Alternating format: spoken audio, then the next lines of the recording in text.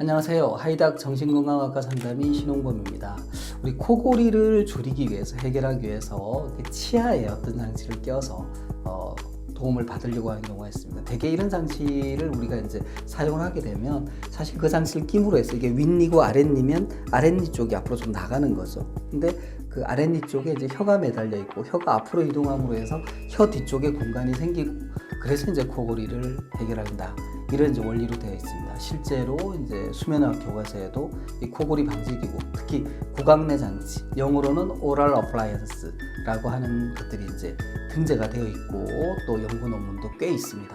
대개 이 장치는 기본적으로 치과 의사의 진료와 처방, 그리고 대개 이제 치과 의사의 처방에 따라서 기공사가 제작을 하죠. 그런 이제 제품을 사용하는 것이 필요합니다.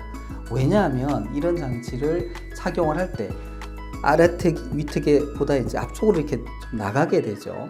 그러면 그 과정에서 이 턱 관절 부분, 이 관절, 이 부분에 상당한 이제 텐션, 가해지게 됩니다. 그 상태로 우리가 이제 뭐 6시간, 8시간을 자고 매일 잔다고 할 때 이 턱 관절에 무리가 올 수가 있습니다. 여기서 이제 소리가 난다든지 아프다든지 또 치아 자체도 아프다든지, 그리고 이런 상태로 오래 쓰게 되면 아래턱이 계속 나가 있는 상태로 되면 이게 고정이 되어 버립니다.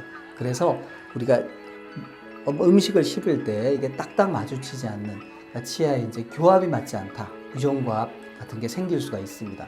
이런 치과적인 문제가 동반될 수 있고, 특히 이제 치주염이 있다든지 이런 경우에는 쓰기 어려운 경우가 많습니다. 그래서 구강내 장치, 오럴 어플라이언스, 코골이 방지 마우스피스를 우리가 사용하기 전에는 반드시 치과 의사의 진료를 받아야 되고, 수면 나온 검사를 통해서 수면 무호흡이 얼마나 심한지 확인해야 되고, 그리고 처방을 받고 치과 의사의 지도, 감독 하에서 사용을 하고, 또 적어도 두세 달에 한 번씩 치과를 방문해서 치아의 상태, 교합의 상태를 확인하는 과정이 필요합니다. 그런 거 없이 이제 장기간 사용하게 되면 부정교합으로 인한 문제, 치아의 문제, 턱관절 통증, 소리 나는 거, 턱관절 탈구 같은 심각한 부작용이 나타날 수도 있습니다. 코골이 베개라는 이제 게 있는데요. 아마 이제 코골이를 줄이는 데 도움이 되는 베개다라는 뜻이겠죠. 그래서 대개는 이런 베개들이 높이가 낮아요. 그래서 이제 목을 이렇게 뒤로 젖히게 해가지고 기도를 열게 해줍니다. 일반적으로 높은 베개를 베면 목이 이렇게 앞쪽으로 꺾입니다. 그래서 이제 기도가 좁아지죠. 그래서 이제 코골이, 수면무호흡증이 생기기 쉽고, 한편 이제 목을 뒤로 젖히면 공간이 좀 늘어납니다.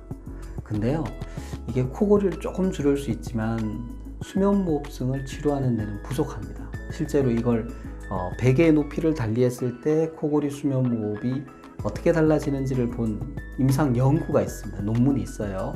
거기 보면 어떤 높이로 하더라도, 어떤 각도로 하더라도 코골이 무호흡이 완전히 해결되지는 않는다라고 되어 있습니다.